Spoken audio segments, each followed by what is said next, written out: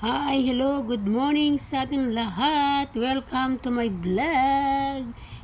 Ako po ay aakyat sa puno ng dates at ako'y mangunguha ng dates.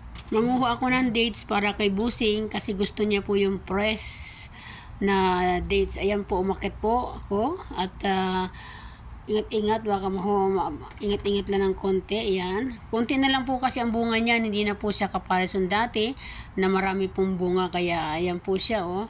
Mas gusto kasi nila yung press ko. Kasi yung iba kasi hinog na. Kaya itinago na at nilagay na doon sa isang kwarto na para ay ano siya maluto. Ganun.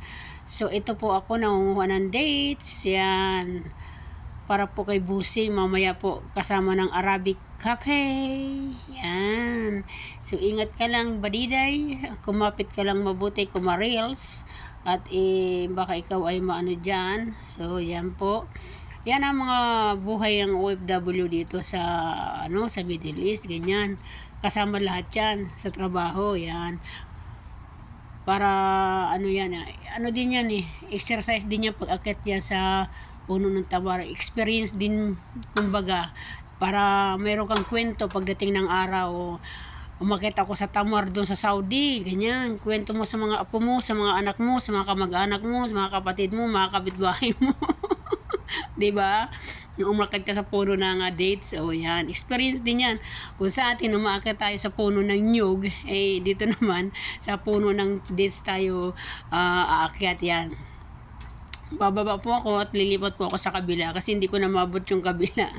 Yan. Wala yung kasama ko kaya ako po yung kumuha. Ako naman ang aakit ngayon. Kadalasan kasi siya yung umaakit. Ako naman ang aakit ngayon. So yan, umakit po ako dyan. So yan. Hindi ko na kasi maabot yung kabila, masyadong mataas. Kasi yan yung isang puno namin na mataas na mataas. Yung isa kasi ay hindi kasi ganong mataas pwede mong abutin. So yun po ang ating vlog for today, ang umakyat po sa puno ng tamar. Isang kwento din yan. Pag uwi mo ng Pilipinas, sabihin mo kwento mo doon. Ako, maakyat ako sa ganito, di ba? O may kwento ka pagdating mo ng Pinaso. Yan. Experience din yan, kumbaga.